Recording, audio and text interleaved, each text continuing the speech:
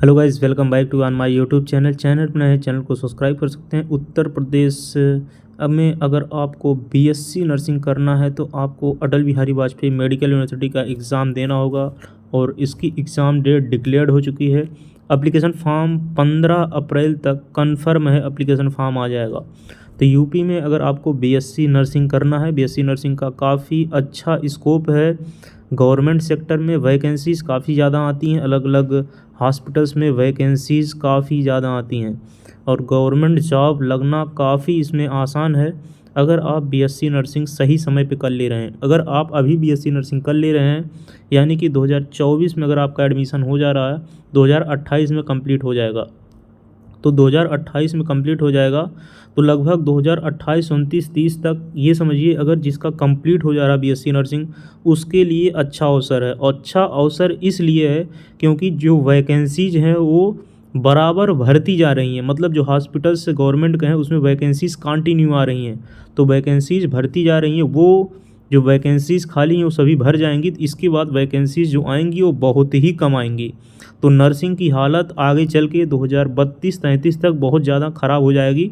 इसीलिए अगर अभी आप कर ले रहे हैं तो आपके लिए अच्छा अवसर है। 2028 तक, 2029 तक आराम से आपकी गवर्नमेंट जॉब लग जाएगी जिसके लिए आप एडमिशन ले रहे हैं।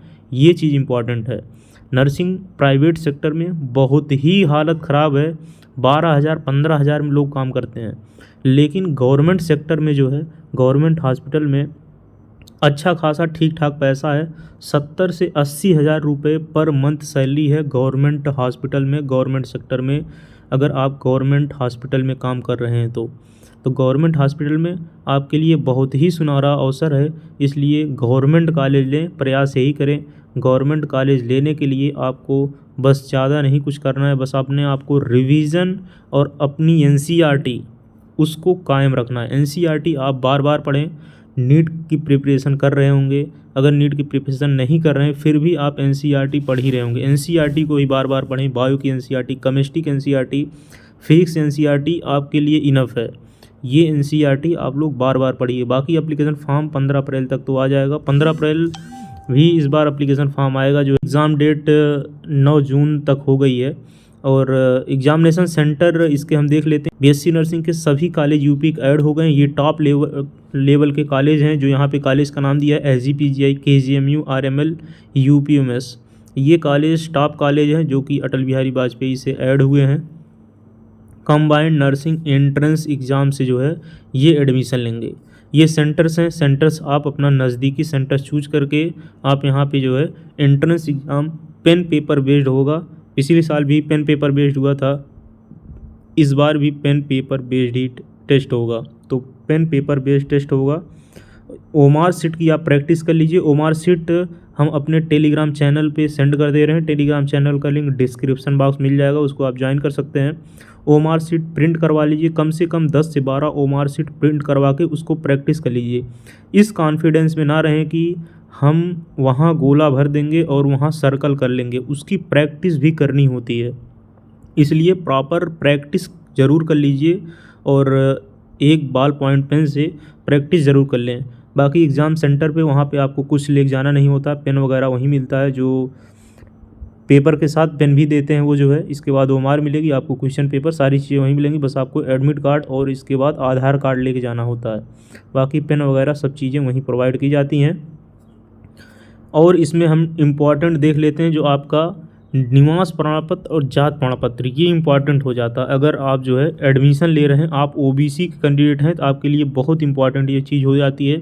आपका जो जाति प्रमाण पत्र है वो 1 अप्रैल, 2 अप्रैल, 3 अप्रैल, हमारी बात ध्यान से सुने, 1 अप्रैल, 2 अप्रैल, 3 अप्रैल मतलब इधर का होना चाहिए।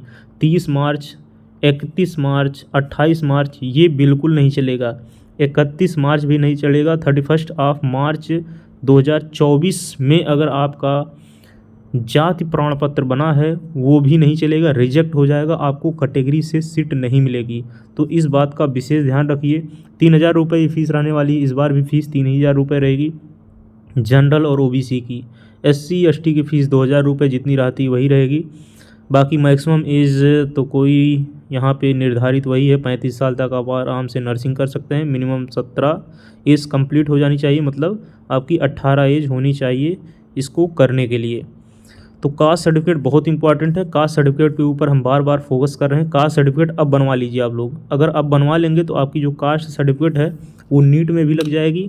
जो नीट के थ्रू अगर आप नर्सिंग लेना चाहते हैं तो उसमें भी मिल जाएगा, और अटल बिहारी के थ्रू मिल जाएगा। अगर आप कोई और एप्लीकेशन फॉर्म फिल किए होंगे तो उसमें भी आपकी जो है कास्ट सर्टिफिकेट लग जाएगी 100%।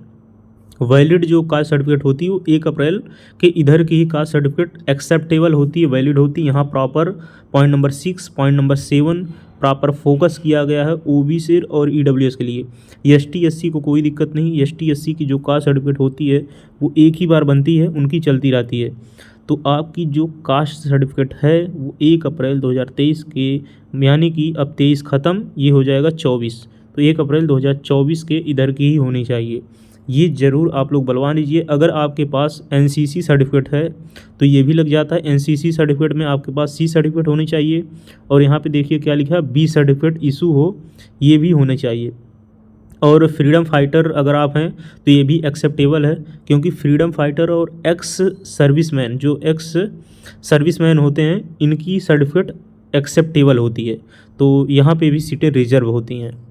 लेकिन ओबीसी के कैंडिडेट हैं, ओबीसी वालों को हमारा खासकर विनम्र निवेदन है कि आप लोग अपना जाति प्रमाण पत्र अब बनवा लीजिए, और निवास प्रमाण पत्र भी बनवा लीजिए। अगर आप यूपी से हाई स्कूल इंटर किए हैं तो कोई दिक्कत नहीं, निवास प्रमाण पत्र पुराना भी लगा सकते हैं, लेकिन बनवा लीजिए। और जाति प्रमाण पत्र तो बनवा ही लीजिए, ये इम्पॉर्टेंट है। बाकी काउंसलिंग के लिए 1 महीने का समय होता है। जब रिज़ल्ट निकलता है, जब आपका एग्ज़ाम हो जाता है, तो रिज़ल्ट तो 20 से 25 दिन बाद ही आता है। तो इसके बीच में अपना जो है, आप जो भी डॉक्यूमेंट है वो डॉक्यूमेंट बनवा सकते हैं। जो भी डॉक्यूमेंट लगेगा हम आपको बता देंगे कौन कौन से डॉक्यूमेंट लगेंगे काउंसलिंग के दौरान, काउंसलिंग के टाइम कौन कौन से डॉक्यूमेंट लगेंगे। तो आपको ये सारी चीज़ें बता दें, क्योंकि हम भी काउंसलिंग करवाए थे। तो आपको 1 भी % समस्या नहीं होगी बीएससी नर्सिंग में एडमिशन लेने के लिए गवर्नमेंट कॉलेज में। तो 1% समस्या नहीं होगी, ना आपको 1% समस्या होने देंगे। कोई भी दिक्कत हो तो कमेंट बॉक्स में कमेंट कर सकते हैं, रिप्लाई आपका किया जाएगा। बाकी एडमिशन लेना, पढ़ाई करना, ये आपकी जिम्मेदारी है। मैक्सिमम से मैक्सिमम रिवीजन करना, एनसीईआरटी को इतनी बार पढ़ डालना कि वहाँ क्वेश्चन आए तो 1% क्वेश्चन गलत ना हो। बायो में 1 क्वेश्चन गलत ना हो, ना केमिस्ट्री में क्वेश्चन गलत हो, फिजिक्स में मान लीजिए गलत हो सकता है। बाकी क्वेश्चन यहाँ से स्कोरिंग सब्जेक्ट हैं तो गलत ना हो। तो इन्फॉर्मेशन थी, हमने सोचा आपके साथ शेयर करें। मिलते हैं नेक्स्ट वीडियो में नए अपडेट के साथ। जय हिंद।